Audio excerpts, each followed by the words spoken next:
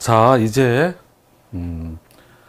우리 총칙에서 이 부분 끝났고요. 이 부분 끝났고 이제 요거는 제일 마지막에 온다 그랬고, 제일 중요하고 비중이 제일 큰 부동산 집행 쪽을 보겠습니다.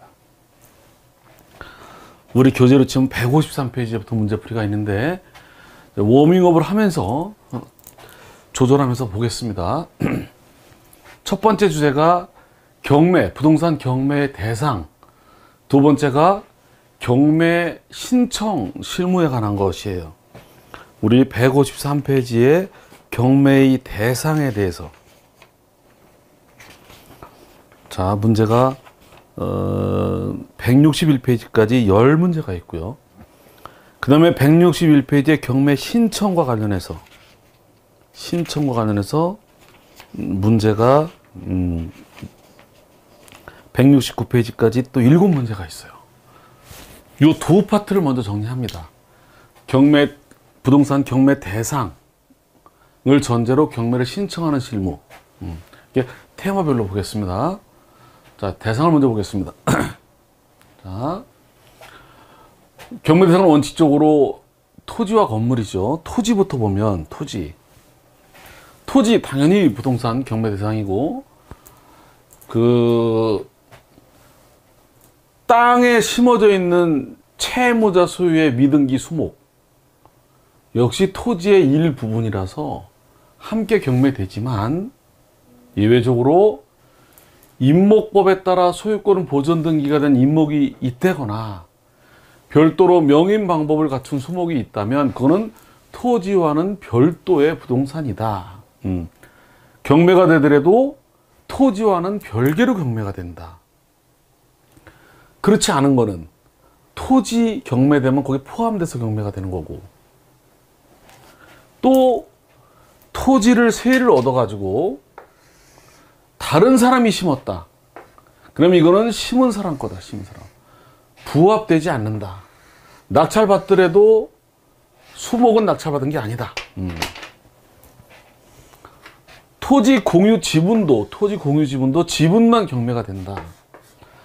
다만 집합건물 대지권, 목적이 된 그 대지권, 이런 부분은 대지권 되기 전에 토지에 설정되어 있는 근저당, 이런 특별한 경우가 아닌 한 이 집합 건물은 분리 처분이 금지가 돼서 이 건물과 분리돼서 대지권만 경매가 될 수는 없다.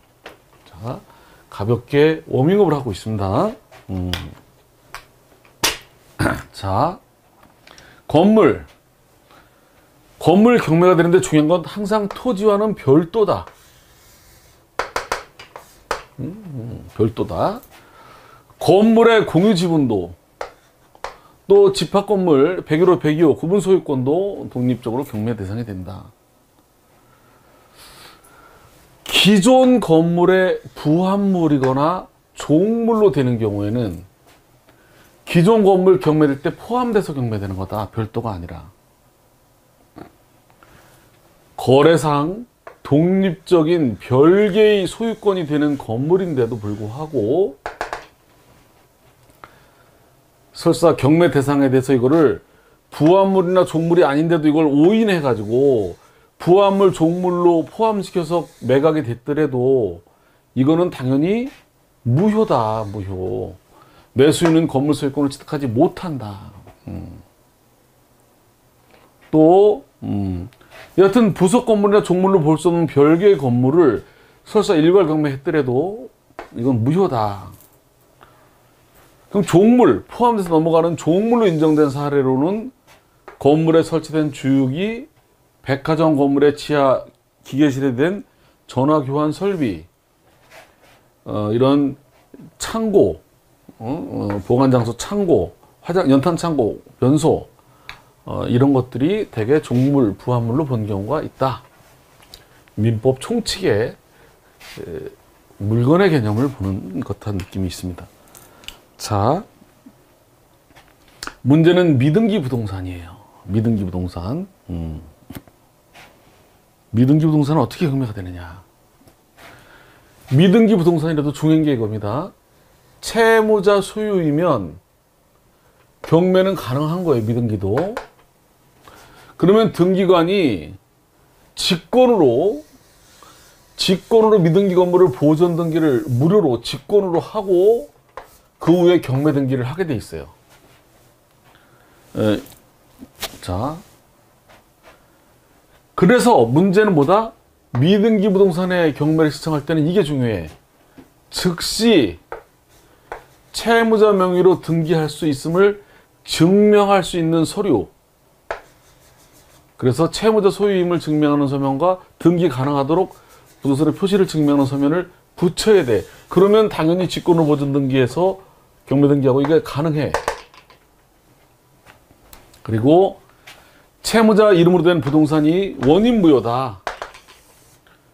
그 채무자 소유의 부동산이, 자, 채무자 명의의 부동산이 원인 무효로 제3자에게 넘어갔다.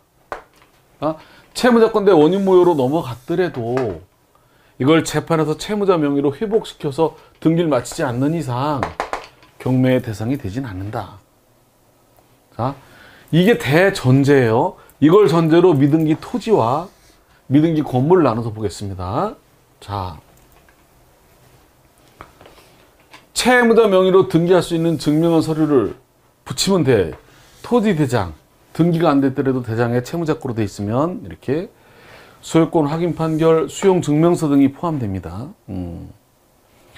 이때 대장으로 보존 등기를 할 수 있는 자는 원칙적으로 대장으로 소유자로 등록된 최초의 소유자로 등록된 자를 말하고, 대장에 이름이 들어가 있더라도 이 적법하게 명부가 이름이 올라갔지만, 대장에 올라갔지만 적법하게 복구 등록되지 않은 경우에는 등기를 못합니다. 이건 등기법에 그렇죠. 자, 소유자 복구 등록이 됐더라도 이제 적법하게 등록이 복구가 된 것만 가능하다. 그래서 75년도 지적법 바뀌기 전에 옛날에 올라간 거는 원칙적으로 정당하게 복구된 걸로 보지 않아서 판결을 받아야 된다거나 이렇게 이해가 있죠. 일단 우리는 지금은 중요한 거는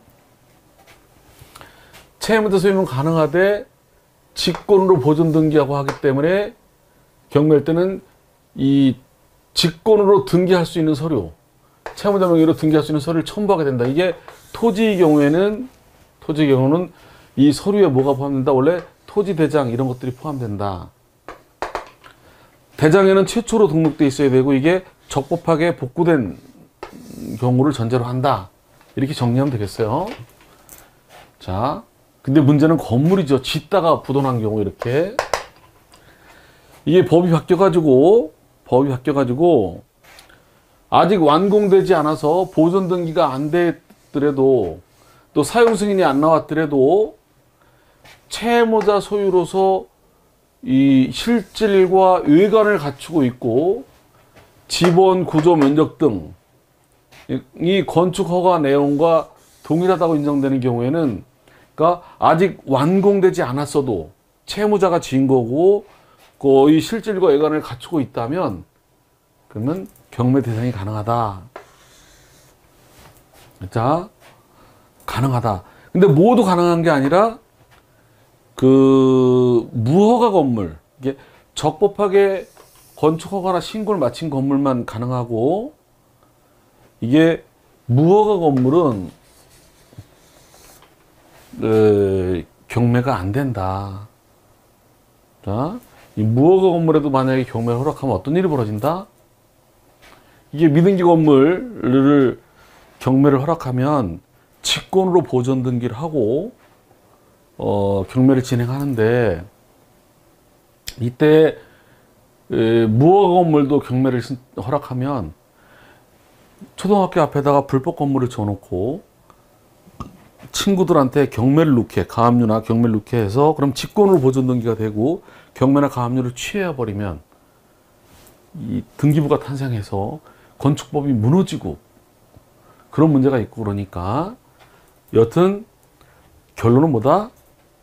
허가나 신고를 한 건물, 그리고 그거대로 그 허가나 신고된 거대로 지은 건물만 가능하다. 불법 건축물은 불법 무허 건축물은 안 된다. 이렇게 알아두면 되겠어요. 자, 이때 그러면 어떤 걸 등기할 수 있는 서류를 어떻게 내느냐? 자, 이때는 경매할 때는 채무자 소유권을 증명하는 서류하고 이 등기가 가능하도록 건물 구조 지분 면적을 이거를 내야 되는데 이걸 어떻게 내느냐? 자, 이렇게 공적 장부를 주관하는 공공기관에 이거를 허가받은 건물인지 아닌지 이렇게 또 이거를 증명을 청구할 수 있고 시군구청 그 담당에 정보 공개 청구가 가능해요. 그리고 사실 조회도 가능하고 그다음에 근데 건축 허가서는 자세하지가 않아서 등기하기가 어려워요. 그래서 지번 구조 면적 이걸 증명하기 어려워요. 건축 허가서만 가지고는 안 된다고. 이걸 증명하지 못할 때는 경매 신청하면서 동시에 법원에 조사 신청, 미등기 부동산 조사 신청하면 법원에서 측량 감정시켜서 조사 보고서가 나와요. 그 비용을 내면 그거의 건축물 대장 역할을 하는 거죠. 이렇게 이거를 조사하게 해서 그걸 가지고 하는 거예요. 근데 이거 조사한 결과 이 조사한 결과 건물이 허가받거나 신고된 건물과 동일하지 않다. 별도로 졌다. 불법으로 졌다. 그때는 각하하게 돼 있어요. 허가받은 대로 진고로 조사 결과가 나와야 돼. 자, 미등기 건물이 건축 허가 또는 신고된 것과 면적, 구조 등에서 다소 차이가 있지만 통념상 동일성이 인정되는 경우에 어떤 식으로 등기한다? 어떻게 했냐면 조사 결과대로 등기한다. 허가대로 등기하는 게 아니라 실제 증거대로 조사 결과대로 등기를 채택한다. 이렇게. 자, 그 다음에 공장재단은 한 개의 부동산으로 취급돼서 일부 경매 못 넣는다는 거 부동산도. 그리고 광업권, 어업권은 준부동산으로 돼서 부동산 경매하고 똑같이 처리가 된다. 다만 요건 자주 나와요. 공동광업권자의 지분은 다른 광업권자 동의가 없으면 경매가 안 됩니다. 이게 토지 건물 공유 지분과 달라. 소유권 보존 등기된 임목은 별도의 부동산으로 취급되고 자동차, 건설기계, 항공기도 실제법상 동산이지만 부동산에 준해서 부동산 경매 방법으로 진행이 됩니다. 등록되어 있는 것들은 이렇게. 자, 그렇게 전형이 되고요. 지상권 보면 이 지상권하고 지상권을 두 사람이 공동으로 설정했다. 이렇게 지상권이나 지상권 지분은 부동산하고 똑같아요. 똑같이 경매, 똑같이. 지역권 실제 많지는 않죠. 지역권은 요 역지에 부종하게 되기 때문에 요 역지와 분리해서 처분할 수 없다. 독립해서 경매 대상이 안 된다. 그건 따라다니는 거다. 요 역지에 따라다니는 거다. 이렇게 분리해서 경매가 될 수가 없다. 자, 그 다음에 저당권은 이게 채무자가 제3자한테 채권이 있다. 채권. 근데 이 채권 돈 받으려고 여기다 근저당까지 해놨다. 근저당까지. 난 여기에 채권이 있다. 그러면 내 채권자로서 이 근저당권 집행할 수 있느냐? 어떻게 한다? 이거는 근저당으로 잡힌 채권, 근저당권부 채권 압류 추심 명령, 전부 명령을 받으면 이 근저당권부 채권을 내가 가져오는 거가 돼서 그래가지고 이 근저당권 대신에 내가 직접 경매를 놓는다. 정리하면 저당권은 부동산처럼 경매를 채무자가 가진 게 저당권을 가지고 있다.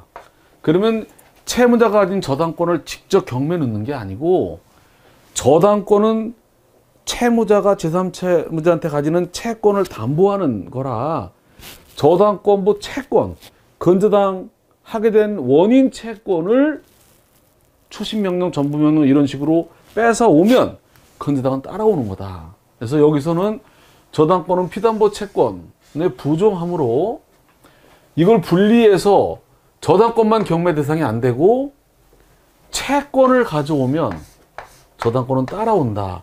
그래서 이거는 저당권, 채무자가 가지는 저당권에 대한 집행 방법은 금전 채권 집행 방법으로 피담보 채권을 압류 추심 전부로 뺏어오면 이건 따라오게 된다. 이렇게. 그게 아니라 채권을 그대로 두고 저당권만 경매 이런 게 안 된다. 기타 가등기가 두 가지가 있다고요. 이렇게 순위보전 가등기, 매매 예약 이런 식으로. 또 담보 가등기가 있잖아요. 담보 가등기. 돈을 빌려주고 설정 대신 담보를 한 거. 그럼 순위보전 가등기는 그냥 본등기하면 되는 거예요. 근데 담보 가등기는 가등기 담보법 적용을 받아가지고 첫 번째, 바로 경매를 넣을 수도 있고요. 두 번째, 다른 사람이 경매 들어왔을 때 담보 가등기라고 신고하면 배당받아. 신고 안 하면 못 받고. 세 번째, 청산 절차를 거쳐서 소유권을 가져올 수도 있어요. 이 담보 가등기 권리가 복잡해요. 이거는 일반 순위보전 매매예약 가등기는 그냥 이건 말하자면 등기 청구권 하나야. 등기 청구권. 근데 요거는 담보 가등기는 청산 후 등기 청구권도 있고 경매도 넣을 수 있고 또 배당도 받을 수 있고 좀 복잡해. 저당권과 비슷하면서 다르고. 그래서 이 담보를 목적으로 하는 가등기 권리, 이거는 그래서 어떻게 한다? 부동산도 아니고 동산도 아니고 채권도 아니고 그 밖의 재산권. 그래서 압류한 다음에 특수 권리를 환가시키는 거로. 환매권도 압류, 이렇게 그 밖의 재산권 방법으로 집행을 한다. 정리하면 이렇게 지상권은 부동산하고 똑같이 토지 건물처럼, 지역권은 요역지로부터 분리할 수가 없기 때문에 분리해서 지역권만 경매를 못한다. 저당권도 피담보 채권에 부정하기 때문에 피담보 채권에 대한 집행, 결국은 채권 집행으로 한다. 부동산만 따로, 근저당만 따로 집행 대상이 안 되고 기타 가등기도 담보 가등기는 또 환매권은 그 밖의 재산권으로 한다. 이렇게. 만약에 담보 가등기 아니라 그냥 매매예약 가등기라면 그거는 뒤에 나와요. 등기 청구권에 대한 집행으로 합니다. 등기 청구권. 가등기에 의한 본등기 청구권에 대한 집행.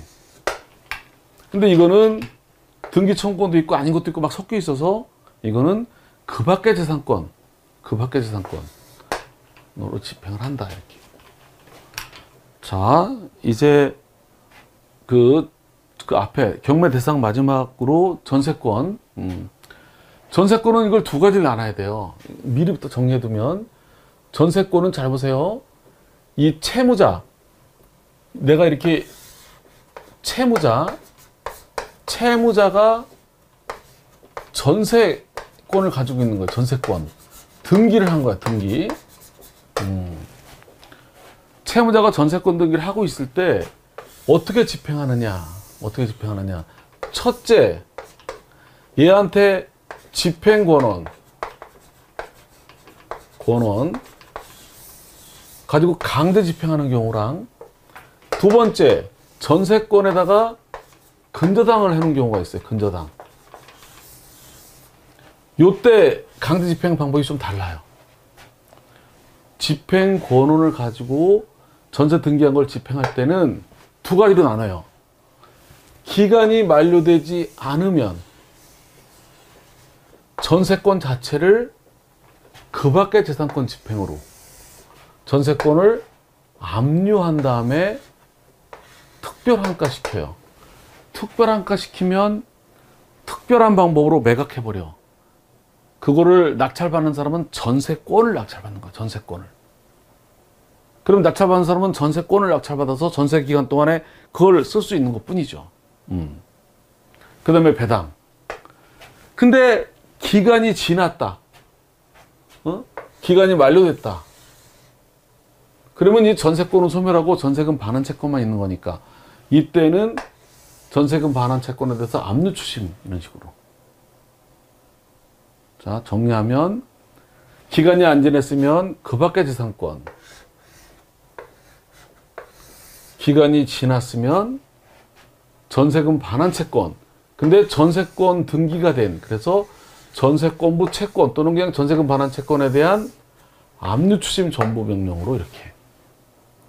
요 경우 이건 강제 집행하는 거고, 전세권에다가 저당권을 설정했다가 이걸 실행한다면 임의경매처럼 이때도 두 가지야. 기간이 안 지났으면 그러면 전세권 자체를 경매, 전세권 자체를 설정 가지고 전세권에 설정이 돼 있으니까 설정 가지고 전세권을 설정한 거니까 이걸 바로 부동산 매각 임의경매를 놉니다. 전세권 임의경매 신청이 돼요. 그러면 낙찰자는 전세권을 낙찰받는 거예요. 그래서 배당받는 거죠. 기간이 만료됐으면 이 용익물권은 소멸한 거기 때문에 똑같이 어떻게 한다?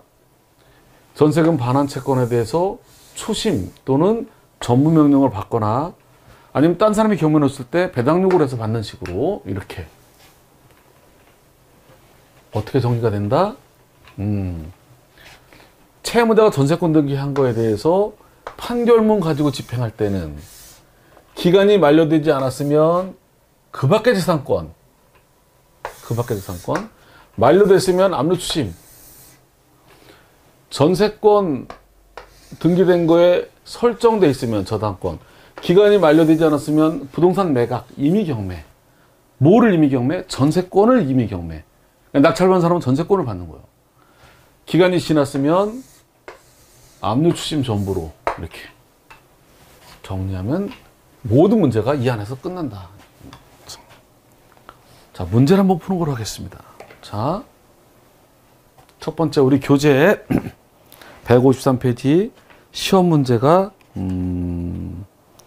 161페이지까지 10문제다. 보겠습니다. 첫 번째, 완공되지 않은 건물을 해도 채무자 소유이고 건물로서 실질과 일관을 갖추고 지번 구조 면적 등이 건축 허가 신고한 것과 통념상 동일하면 경매가 가능하다. 지하 7층, 지상 20층 건물 신축을 위한 기초공사로서 축조돼서 현재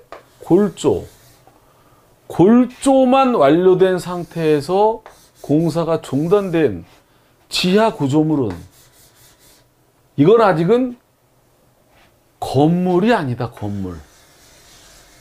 이건 건물이 아니기 때문에 토지의 부합물에 불과하다. 토지에 독립한 별도의 건물이라고 볼 수가 없다. 또 알아둘 거 부동산 공유 지분은 경매인데, 부동산 경매, 자동차 건설기의 공유 지분은 이게 이제 상속이 되거나 아버님 자동차가 상속이 되거나 장애자 차량 혜택 받으려고 뭐 99%는 누구 1% 누구 이런 식으로 여하튼 간혹 보면 자동차가 드물지만 공유 지분으로 돼 있어요. 그래서 전체를 경매 넣는 게 아니라 그 공유 지분권을 경매 넣을 때는 부동산은 토지 건물 공유 지분이 경매인데 자동차 공유 지분은 경매가 아닙니다. 이거는 그 밖의 재산권. 부동산이 아니고 그 밖의 재산권. 그래서 어떻게 경매를 넣어야 돼? 공유 지분을 등록원부 붙여서 공유 지분을 압류를 먼저 신청해. 압류. 그냥 경매 넣으면 각하돼요. 압류. 그 다음에 어떻게? 특별한가. 특수지사 특별한가. 해서 지분을 낙찰받는 거야. 이런 식으로 진행해. 그 밖의 재산권은 압류 특별한가. 우리 첫날 그림 그렸듯이. 그래서 실무에서는 부동산하고 자동차하고 비슷한 게 많으니까 자동차 지분도 부동산 지분과 똑같이 알고 경매를 놓다가 각하돼가지고 민원인들한테 아주 난처하게 되는 경우가 종종 있어요. 자, 경매 대상 부동산은 채무자가여야 하므로 채무자 소유 무허가도 된다. 안 된다. 무허가는 안 된다. 사람이 틀렸어요. 그래요? 가장 옳지 않은 것은 채무자 소유 부동산이라 하더라도 제3자 명의로 등기가 되는 경우에는 채무자 명의로 회복한 후가 아니면 경매가 안 된다. 경매 대상 토지 채무자 소유의 미등기 수목은 자, 누구? 채무자 소유의 미등기 수목은 토지 일부분이다. 함께 경매되는 거다. 함께 가액을 결정해라. 공동 광업권 지분은 경매 대상이 안 된다. 안 된다. 지분은 상대방이 동의받지 않으면 안 된다. 그 다음에 매각부동산이 공정재단 일부일 때는 취소해야 된다. 개별 집행은 안 된다. 일괄 경매만 가능하다.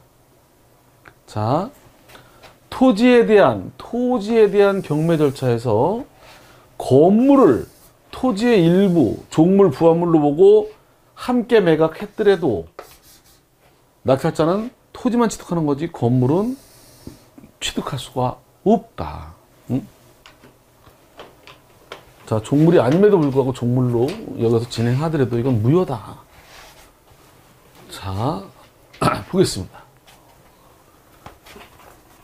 자, 3번 문제를 보겠습니다. 3번 문제. 우리 교재 155페이지를 보겠습니다. 자, 가장 옳지 않은 것은 등기된 전세권 중 존속기간이 만료되지 않은 전세권 자체를 뭐 가지고 근저당이 아니라 집행권원 가지고 할 때에는 부동산 매각이 아니라 그 밖의 재산권, 압류 특별환가. 이게 집행권원이 아니라 근저당 설정된 거라면 그때는 부동산 매각, 기간이 안 지났으니까 부동산 매각 아시겠죠? 자, 기간이 만료되거나 합의 해지된 전세권에 대하여는 전세금 반환 채권에 대한 추심, 전부, 금전 채권으로 전세권에 설정된 저당권, 기간이 만료되지 않았거나 합의 해지되지 않았다면, 아직 살아있다면 이때는 부동산 경매, 전세권을 부동산 매각, 전세권에 대한 부동산 임의 경매, 전세권 자체를 매각, 이게 전세권 자체입니다. 4번, 건물 일부만 전세권 한 사람은 전세 목적물이 아닌 나머지 부분에 대하여는 전세권에 기해서 경매권이 없지만 배당받을 때는 전체에 대해서 다른 사람보다 먼저 받을 권리가 있다.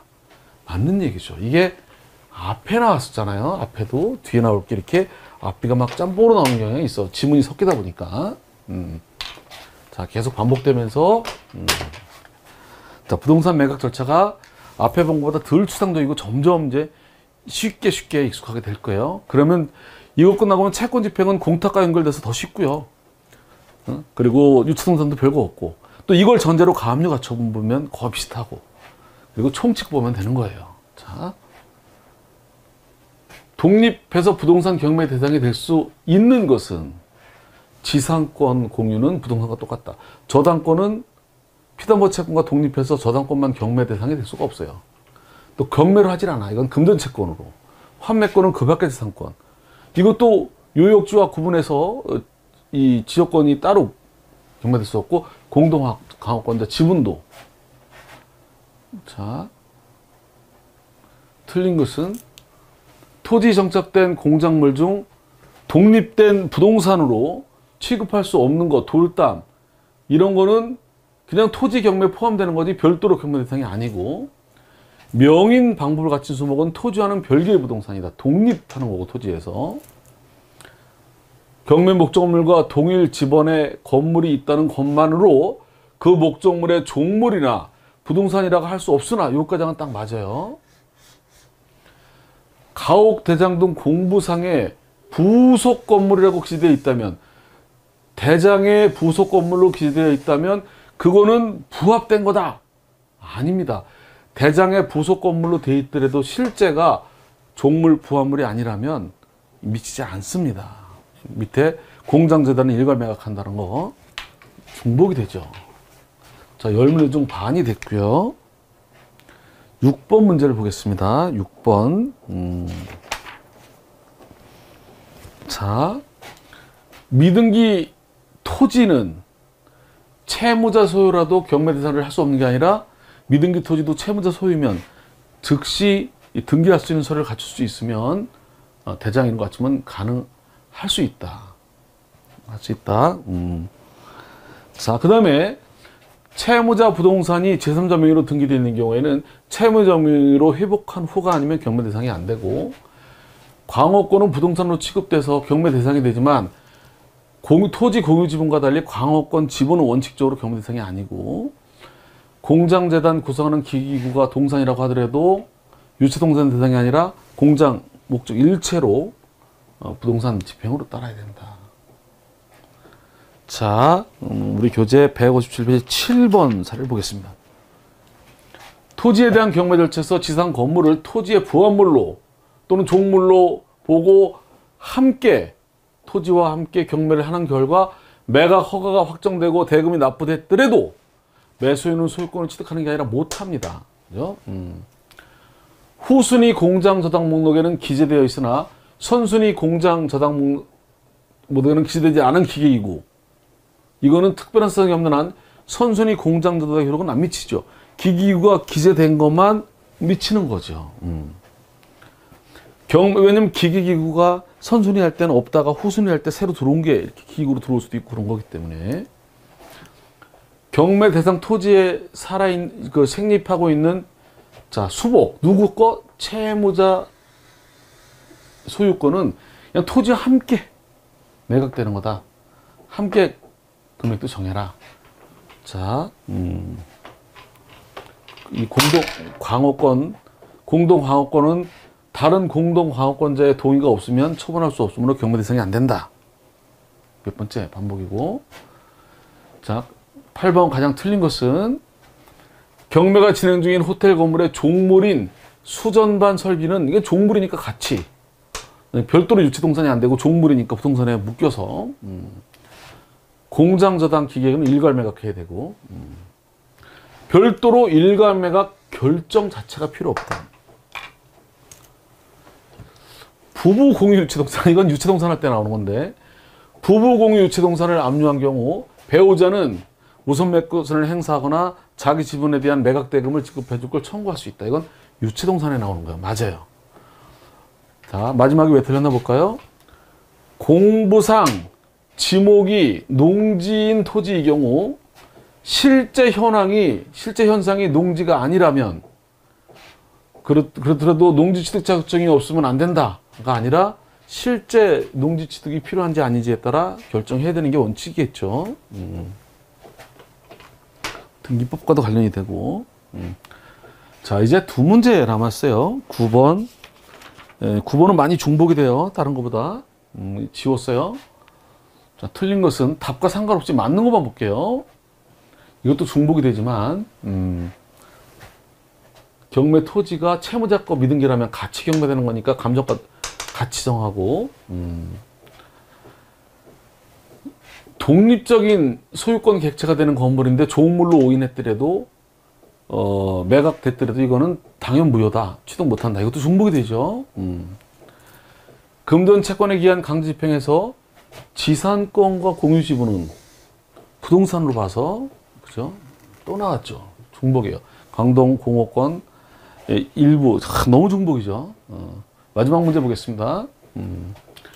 임목에 관한 법률에 따라 보존 등기된 것은 토지와는 별도죠.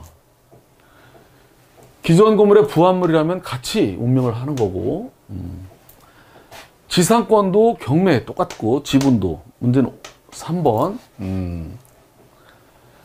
그 건물의 공유 지분은 독립해서 경매 대상이 되므로, 여기까지는 맞는데 집합 건물에서 대지권 취지에 등기가 되지 않은 공유지분은 전유 부분과 분리하여 처분이 가능하다는 특약이 없더라도 독립적으로 대상이 되는 게 아니라 그 독립하지 못하죠. 이게 있지 않는 이상. 그 원래 공유지분은 건물의 공유지분은 독립적인 거지만 집합 건물에서 대지권 등기가 되지 않은 토지 공유 대지권 지분은 전유 부분과 분리할 수가 없어요. 독립할 수가 없어요.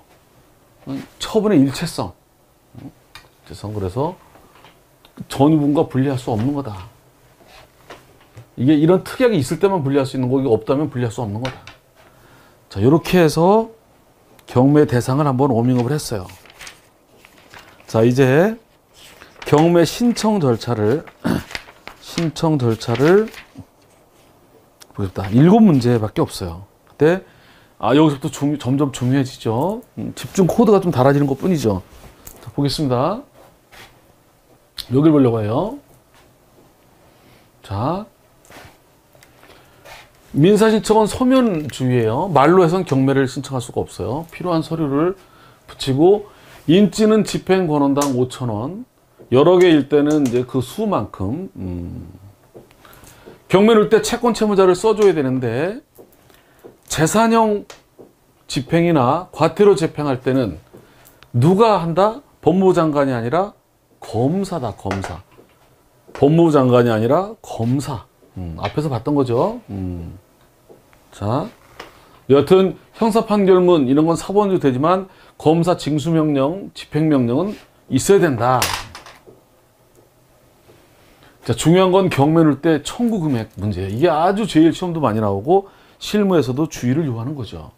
자, 청구 채권은 전부 적어야 돼요. 그러니까 10억이면 10억을 다 적어야 된다 이거죠.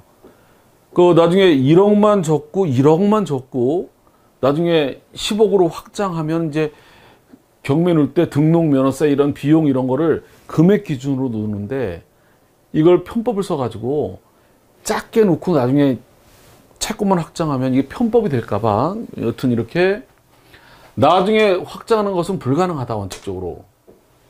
자, 따라서 강제무소 채권의 일부만 청구한 경우에 한 후에 나중에 청구 금액의 확장은 허용되지 않는다. 이게 청구 금액을 확장하는 편법은 허용되지 않는다. 다만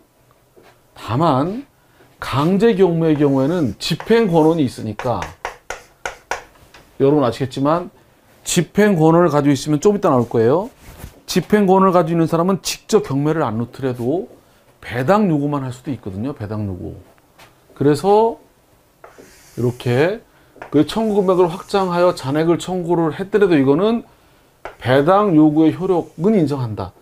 배당 요구 효력 밖에는 없기도 하고 그거는 인정이 돼. 근데 임의경매는 배당 요구 효력도 인정이 안 돼요. 강제경매만 배당 요구 효력이 인정이 돼. 임의경매는 배당 요구도 효력이 인정이 안 돼. 자, 또 경매 신청할 때는 이렇게 당사자가 신청에는 원금 이자를 적었어. 근데 법원에서 결정문 낼 때 원금만 결정이 나고 이자가 결정이 안 났더라도 이렇게 신청서에는 원리금 기재가 있는데 경매 결정문에는 원금만 있는 경우 이때는 원리금 다 받을 수 있다. 자기 신청을 했던 거니까. 자, 이것도 자주 나오는 지문이다. 자, 강제경매 집행권원 판결에 원금과 이자가 있다면 경매할 때 이자는 빼고 원금만 놓더라도 배당 요구 종기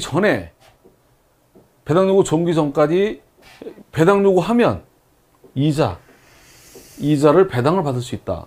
집행권원 가지고 배당 요구가 되니까. 임의경매는 이제 피담보 채권 확정이 문제가 돼요. 이게 실무 시간이 아니기 때문에 우리 시험용을 전제로 하는 거니까 너무 벌리지 않고 시험용 거기에 포인트만 맞추는데 말씀드리면 그건 맞출게요. 경매를 신청하면 신청 당시에 발생한 피담보 채권만 운명을 같이 해요. 요 당시에 발생한 것들 이렇게.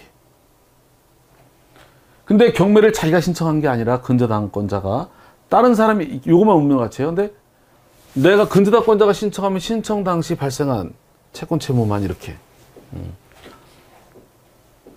자, 그런데 내가 근저당권자인데 내가 경매를 놓은 게 아니라 다른 애가 경매를 놓았다. 그럼 이 근저당권자는 낙찰대금 납부 시까지 발생한 채권 채무까지 이렇게 신청 시 채권만 다른 애가 놓았을 때 여기까지 담보할 수 있는 거예요. 둘 다 그 후 발생된 채권은 담보가 안 돼요. 그 뒤에 발생된 채권은 담보가 안 된다고. 담보가 안 돼요. 이걸 그대로 경매를 취하하더라도 이제 경매했다가 취하했다가 다시 경매 놓더라도 이게 근저당 최고액 범위 내라고 하더라도 안 돼요. 이것만 운명을 같이 하는 거야. 근저당권은 신청하는 순간 또는 이 순간 보통저당으로 바뀌는 거야. 나중에 취하되더라도 그 후에 채권 채무는 담보하지 않는다. 자, 담보권 실행 경매 절차에서 채권자가 경매 신청서에 피담보 채권액을 일부만을 기재하여 경매를 신청했을 경우에도 특별한 사정이 없는 한 그 금액으로 확정된다는 거야. 자, 이 경우 신청 채권자가 그 후에 계산서를 제출하는 방법으로 확정할 수가 없다. 이걸 허락하면 편법, 탈법행위를 막는 게 된다. 피담보 채권 일부 채권의 변제가 도래하지 않은 경우도 마찬가지다. 자, 그리고 경매 신청을 하는 경우에 그 경매 신청 후에 발생한 원리금 채권은 근저당권은 무관하다. 담보되지 않는다. 근데 담보권 경매 절차에서 신청 채권자 이외의 다른 근저당권자는, 그러니까 경매를 집어넣은 애가 아닌 다른 애들은 배당 요구 종기까지 계산서에 그제한 금액을 확장하는 것도 가능해. 최고액 범위 내에서는. 왜냐면 얘들은 언제까지 확정되니까 얘들은 매수인이 잔금 낼 때까지 채권이 확정되니까 그때까지는 최고액 범위 내에서는 계산서를 막 바꾸도 놀리고 막 그래도 된다. 임의 경매는 경매할 때 원본만 적으면 나중에 이자 기재해도 못 받는다. 강제 경매는 배당 요구로 볼 수 있지만 임의 경매는 그게 없다. 자, 잘 보세요. 이게 있었어요. 경매를 신청했는데 까먹고 3개만 넣었어요. 그럼 이게 끝까지 가면 이것만 배당받는 거야. 이건 못 받고. 3개만 넣었으니까 이건 못 받아. 끝까지 가면. 그렇지만 신청 당시 채권이 이게 발생돼 있었거든. 5개가. 까먹고 3개만 넣은 거지. 이거는 담보를 안 하지만 그 후에 발생한 거는 이거는, 그러니까 이때보다 이 신청한 채권 범위 내에서는, 요 범위 내에서는 채권을 교환도 가능해. 경매부터 보니까 이거 다 갚았어. 그러면 이거를 바꿔 이렇게. 요 신청한 채권 범위 내에서는. 왜? 담보하는 거니까 이것까지. 신청 당시 발생한 거니까. 다만 경매를 이게 끝까지 가면 요것만 배당받지만 요 범위 내에서는 바꿀 수도 있다. 경매를 왕창 취하했다가 다시 다 놓을 수도 있어요. 이거 전부.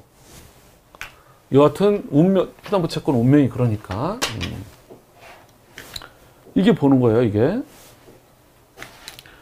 근저당권자가 스스로 경매를 신청할 때는 그때까지 기본계약에 따라 발생된 채권으로 확정되는 것이고, 이때 일부만 청구금액으로 기재해서 경매를 신청한 경우에 특별한 사항이 없는 한 신청 채권자가 당해 경매 절차, 경매가 취해 안 되고 끝까지 가면 배당받을 수 있는 금액은 그 금액으로 되는 것 뿐이지, 그렇다고 해서 피담보 채권 자체가 기재된 금액만으로 확정되는 거 아니다. 여기 기재되지 않은 것도 그때까지 발생한 건 다 담보되는 거다. 근저당 경매 절차에서 신청 채권자는 피담보 채권을 기재함으로써 청구 채권을 기재했더라도 당해 근저당의 피담보 채권으로서 다른 채권이 있다면 다른 채권으로 추가하거나 당초 채권을 그대로 두고 교환할 수도 있다. 다만 변경 후 피담보 채권액이 최초의 경매 신청서의 금액 그걸 초과할 수 없을 뿐이지. 그 바꾸는 건 가능하다. 그게 피담보 채권이니까. 이렇게 청구 채권이 확장이 안 되기 때문에 일부 청구했다가 일부만 배당받은 경우 그 뒤에 계산서를 제출 이중 경매가 안 됐다면, 그래서 이걸 막으려면 이중 경매를 해야 돼. 누락된 채권을 근저당권자는 이중 경매를 해야 되는데 이걸 안 했다면, 하는 경우면 일부 내가 근저당권으로 더 받아야 되는데 조금만 경매해가지고 조금밖에 못 받았다. 그러면 그 남은 돈을 밑에가 받아갔을 건데 이 다른 채권자한테 부당이득 반환도 안 된다. 이게 지가 조금 넣어서 조금밖에 못 받아간 거는 부당이득 반환도 되지가 않는다. 자, 이렇게 했어요. 자, 약속어음 공증 어음 금액만, 보통 약속어음은 어음 금액만 있어. 이때 될 때는 이자는 집행권이 되지 않는다. 또 대리인, 판결에 대리인으로 돼 있으면 별도로 위임장을 내지 않아도 당연히 집행을 대리할 수 있기 때문에 신청할 수 있다. 위임장이 필요 없다. 앞에서 봤던 것들이죠. 자, 이렇게 해서 신청 절차, 이론 정리가 기본서 정리 거의 다 좀 했고요. 161페이지부터 문제가 7문제가 있어요. 상당히 중복이 좀 되긴 하지만 다 풀겠습니다. 알겠어요? 어렵진 않아요. 자, 옳은 것을 고르는 거예요. 학교분의 직접 사용되는 교지가 학교운동장, 교사는 교실. 허가 받으면 신청할 수 있는 게 아니라 이건 허가고 뭐고 안 되게 돼 있다. 기본 재산만 허가를 받아야 되는데 이거는 경매를 때는 필요 없고 나중에. 경매에서 일부 청구한 경우에 매각 후에 청구금액 허용되지 않고 배당 요구 종까지 청구 금액을 확장하여 자문액을 청구하더라도 이거는 안 된다. 저기로 이거 강제 경매는 배당 요구 효력은 되죠. 임의기면 안 되고. 다시 한번 교지교제는 안 돼. 허가 받아도. 여기 잘 봐요. 이건 맞는 거예요. 맞는 거. 강제 경매 문제가 이렇게. 일부 청구한 경우에 청구치 확장은 안 돼. 여긴 맞아. 맞아. 여기는. 그 후 배당 요구 종기까지 확장하여서 잠보를 청구했다면 강제 경매는 뭐다? 집행권은 있기 때문에 뭐로는 인정은 된다? 배당 요구 효력으로는. 이때까지 인정이 된다. 이거 맞는 얘기예요. 피담보 채권이라기는 이미 경매야. 일부만 청구 금액으로 하여 경매한 근저당권자는 배당 요구 종기까지 확장을 하더라도 이러지 않으나 배당 요구 효력이 인정되는 게 아니라 이건 배당 요구 효력이 인정이 안 된다니까. 요거랑 우레랑 안랑 구분을 해야 돼. 근저당에서는 일부 청구 확장해도 배당 요구 효력을 인정 안 해요. 이 강제 경매는 인정을 하고 배당 요구 종기까지. 자, 구분 소유적 공유 관계에 있는, 자, 요것도 하나 볼게요. 서두르지 말고. 구분 소유적 공유 관계에 있는 공유 지분. 여러분들 이거 구분 소유적 공유 관계. 공유 지분에 대한 강제 경매 절차에서 구분 소유 목적물이 특정 부분이 아닌 단순히 전체 부분에 대한 지분에 대해서 경매가 진행되었다면 매수인은 구분 소유, 그렇게 됐더라도 구분 소유를 취득한다. 이게 잘못됐어요. 왜 잘못됐나 볼게요. 자, 이 부분은 사실은 우리 등기법하고 이런 지식이 필요한 거지만 좀 쉽게 설명을 드릴게요. 등기부에는 공동으로 되어 있는데 등기부에는 실제로 가보니까 묘지 부분은 이을서 거고 이 나머지가 김갑동 거다. 이게 90%고 10%다. 그러면 이걸 분할해서 여긴 얘 거 이렇게 해야 되는데 그냥 전체를 분할 안 하고 그냥 10분의 1 이을서 이렇게. 등기부상으로는 공유지만 실제로 이렇게 특정되어 있는 거, 이걸 우리가 구분 소유적 공유관계 그럽니다. 공유관계. 자, 공유가 실제 공유가 있고 등기부상 실제 공유는 지분이 어딘지 안 나와 있는 거예요. 그냥 내 부분이. 근데 등기부로는 공유지만 실제로는 이게 특정되어 있는 경우, 이걸 구분 소유적 공유관계, 이거를 상호 명의신탁 그래요.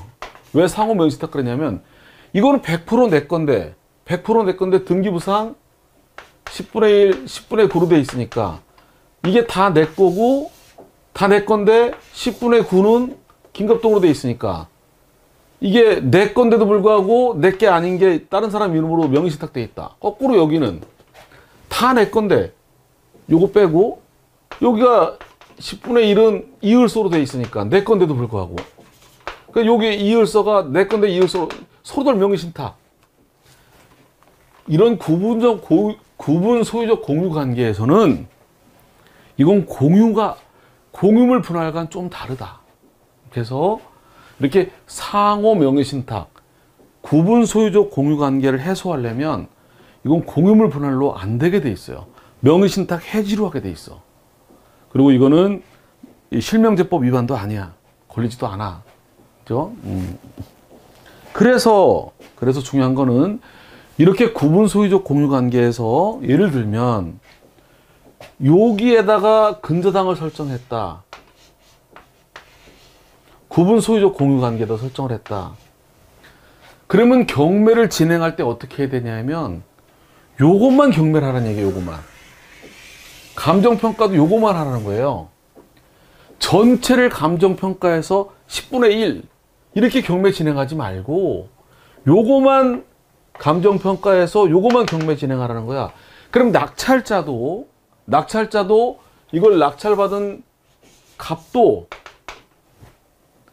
구분 소유적 공유 관계를 낙찰받는데요. 소유권을 취득한대. 승계 취득이래. 요거만 설정해서 경매 놓으면 10분의 9를 감정평가를 요거 빼고 요거만 감정평가해서 요걸 받는 거야. 이렇게. 둘 사이에는 명의신탁 해지로 해결하게끔. 그런데 예외가 있단 말이에요. 예외가 이렇게 보시면 구분 소유적 공유자가 공유 지분을 처분하거나 경매하면서 잘 보세요. 등기부대로 그러니까 등기부는 이렇게 되어 있지만 요것만 경매하거나 감정평가한 게 아니라 등기부대로 전체 진짜 공유처럼 전체를 경매해서 감정평가도 전체에서 10분의 1 이렇게 전체 공유 지분으로 처분하는 경우에는 낙찰받은 매수인은 부동산 전체에 대한 공유 지분을 취득하고 구분 소유적 공유 관계는 소멸한다는 거예요. 그래서 정리하면 요거는 급하게 막 넘기지면 안 됩니다. 이거 얼마 안 돼. 끝나가는 거니까 몇 개 안 되니까 이거 꼭 반복되는 거니까 구분 소유적 공유 관계는 원칙은 뭐다? 감정평가도 전체 공유 지분이 아니라 그 부분만 낙찰자도 그 부분만 받는 거다. 낙찰을 받아도 승계취득이다. 그게 원칙이지만 예외적으로 이렇게 전체가 경매가 되고 지분도 전체에서 이렇게 됐다면 공유관계는 없어지고 구분 소유적 관계는 없어지고 그냥 지분을 취득하는 거다. 그래서 밑에 구분 소유적 공유관계에 있는 공유지분에 대한 강제경매 절차에서 구분 소유 목적인 특정 부분이 아닌 단순히 전체 부분에 대한 공유지분에 대해서 경매가 진행되었다면 매수인은 구분 소유적 공유지분을 취득하는 게 아니라 전체 공유지분 실제 이렇게 취득하는 거다. 원칙은 구분 소유적만 취득하지만 예외적으로 이렇게. 자, 예외만 알면 안 돼. 원칙도 알아야 돼. 왜냐면 원칙도 시험이 많이 나왔었기 때문에 원칙과 예외를 둘 다. 자, 옳지 않은 것은 자, 신적 채권자가 이자 등 부대 채권을 특정액으로 표시했다가 나중에 채권 신고하면서 증액하는 거로 확정하는 경우 최소한 언제까지 해야 된다? 배당 요구 종이까지는 이루어져야 된다. 이루어진다.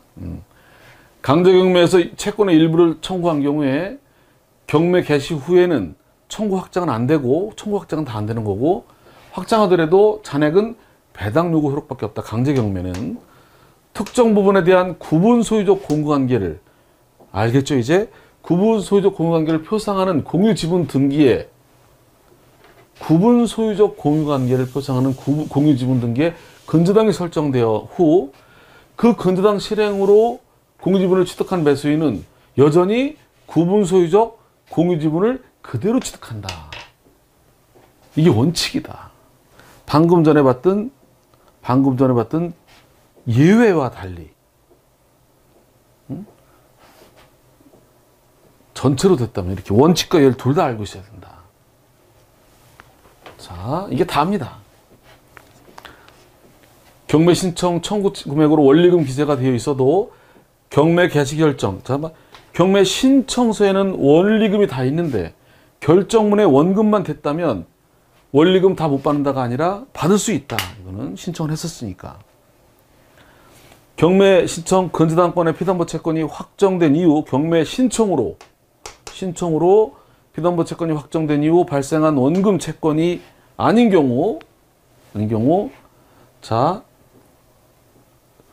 경매 신청서에 기재한 피담보 채권이 변제 등에 의해 소멸하였으나 당해 근저당 피담보 채권으로서 다른 채권이 있는 경우 소멸된 당초의 채권으로 교환적으로 변경할 수 있다. 그러니까 이게 신청 채권 후 발생된 거 아니라면 종전 채권이라면 신청한 금액 범위 내에서는 교환을 할 수 있다. 교환. 그걸 넘어가지는 못하지만 자, 옳지 않은 것은 재산운용 판결할 때 법무부 장관이 아니라 누가? 검사가. 뭔 붙여야 돼? 집행명령, 검사, 징수명령이나 원금 외에 이자 채권이 포함되어 있는 경우 집행권원회 신청할 때 이자 없더라도 배당요구 종기까지 계산서 내서 확정하면 배당요구 효력은 인정되기 때문에 배당순이 있다. 담보권 실행 경매에서는 일부만 청구한 경우 중복 경매를 배당요구 종기까지 넣어야 되는데 중복 경매를 놓지 않아 가지고 배당받지 못했다. 후순위자에게 부당이득 반환이 안 된다. 가능한 게 아니라 안 된다. 4번 판결 신급의 소송 대리인은 판결에 기한 강제 집행 권한이 당연히 생기기 때문에 강제 경매할 때 위임장이 필요 없다. 강제 경매 신청 시에는 집행 정본을 내야 되며 사본을 가지고는 경매를 넣을 수가 없어요. 사본은 배당 요구는 가능해. 배당 요구할 때는 사본도 가능한데 경매는 정본을 내야 된다. 자, 이제 4번 우리가 문제가 7문제니까 4, 5, 6, 7 4개를 천천히 보고 마무리 진행을 하겠습니다. 자, 틀린 것은 4번. 경매 절차에서 신청 시 일부를 청구한 경우 결정 후에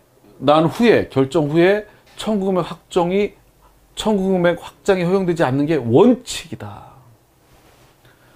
강제 경매에서 경매 결정 후 배당 요구 종기까지 계산서를 제출하면서 금액을 확정했다면 이는 배당 요구 효력은 인정받을 수 있다. 임의 경매는 안 되지만 집행권원의 원금 말고 이자가 있다면 경매 신청할 때 이자를 빼먹었더라도 배당 요구 종기까지 계산서를 제출하면서 배당 요구 하면 배당 요구 효력은 있다. 이 강제 경매는. 자, 담보권 실행 경매에서도 배당 요구 종기까지 계산서를 제출하면서 청구금액 확정하면 배당 요구의 효력이 있다? 아니다. 배당 효력이 없다. 3문제 남았어요. 경매 신청서 방법 중 옳지 못한 것은 강제 경매는 기재한 서면으로 해야 되고 여러 개 집행권원이면 집행권원마다 인지로 5,000원씩 법인일 때는 명칭, 사무소, 영업소 이런 거를 써주게 돼 있고 법인의 합병이 된 게 아니라 법인이 합병된 게 아니라 명칭 변경이나 상호만 바뀌었을 때는 승계 집행문이 필요 없죠. 그냥 법인 등기부등본 상호 바뀐 것만 나오면 되는 거죠. 동일인 증명만 하면 되는 거다. 검사 집행명령으로 재산은 집행을 위해서 강제 경매를 신청하는 경우에 신청인은 검사가 아니고 법무부 장관이다. 틀렸죠. 법무부 장관이 아니라 검사다. 경매 신청 채권을 기재해야 되고 다른 채권과 구분할 수 있을 정도로 집행권은 금액 내에서 명확히 기재를 해야 된다. 부동산 경매 넣을 때 경매 대상이 된 부동산이 등기되어 있다면 동일성이 인정되는 한 등기부대로 그대로 기재해야 된다. 자, 이제 두 문제가 남았군요. 6번, 7번. 6번, 7번. 자, 자 보세요. 부동산 강제 경매에서 일부 청구한 경우 결정 후 배당 요구 종기까지 몇 번째 반복이야? 계산서를 제출하면서 확정했다면 이건 배당 요구로 인정할 수 있고, 사본을 근거로 경매를 할 수 없고 정보는 끝날 때까지 반환받지 못해요. 정보는 사본으로 안 되고 정본으로 되고 끝날 때까지 반환받지 못해. 종료시까지. 1. 동의 건물 중 특정 부분에 대한 구분 소유적 공유관계. 자, 표상하는 공유 지분을 목적으로 근저당이 설정된 후에 그 근저당권의 실행에 따라 공유 지분을 취득하는 자는 원칙적으로 구분 소유적 공유 지분을 특정한다. 원칙이다. 경매 결정에 표시된 피담보 채권의 과다는, 이건 이제 뒤에 나올 게 미리 땡겨 나오는 거야, 이제. 경매 청구할 때 금액이 좀 달라. 1억밖에 없는데 2억을 넣었어. 이렇게 금액이 다른 거는 배당 이의로 다투는 문제다. 경매 결정에 대한 이의는 되지 않는다. 채권이 남아있기만 하면. 금액이 틀린 건 배당 이의로 해결할 문제다. 이건 뒤에 나올 게 미리 나온 거예요. 마지막 왜 틀렸죠? 경매 신청할 때 원리금을 기재가 했는데 결정문에 원금만 있는 경우 채권자가 원금만 배당받는 게 아니라 다 배당받을 수 있다. 자, 마지막 문제를 보겠습니다. 그렇지 않은 것은 토지의 환지 예정지가 지정된 경우에는 경매 대상인 원래 토지와 함께 환지될 예정지 그것도 같이 기재해줘라. 하나의 경매 신청서에 여러 개 집행권으로 신청하면 집행권마다 인지 5,000원씩을 내야 된다. 구분 소유적 공유관계 계속 나오죠. 특정 부분에 대해서 경매를 하는 경우 그 취지를 기재해야 되며 법원은 특정 구분 소유 목적물에 대한 감정평가를 하게해서 그거로 금액을 정해야 된다. 전체를 해서 지분을 뽑을 게 아니라 그 부분만 몇 번 반복되죠. 피담보 채권 일부만을 경매 청구해서 한 근저당권자는 배당 요구 종기까지 확정하더라도 확정 효력은 인정되지 않아 배당 요구 효력은 인정되지 않는다. 확정도 인정이 안 되고 중복 경매를 해야 된다. 강제 경매할 때 일부를 청구해서 경매가 된 후에 청구를 확정할 수 없으나 청구 확정은 안 되지만 배당 요구 종기까지 금액 확정서를 내면 뭐는 본다? 배당 요구 효력은 인정할 수 있다. 자, 됐어요. 자, 이렇게 해서 우리가 앞에 두 테마, 경매의 대상과 청구 채권 굉장히 반복을 하면서 정리를 잘했어요. 이거 이상 이 파트에서 벗어나기는 어려워요. 그리고 테마별로 내용이 엄청 부담스럽거나 그러진 않았어요. 뒤로 갈수록 좀 생소할 뿐이지 매듭 정하면 제일 비중이 큰 경매를 잘 정리할 수 있을 거예요. 자, 고생들 많았습니다. 좀 쉬었다가 다음 테마를 진행하도록 하겠습니다.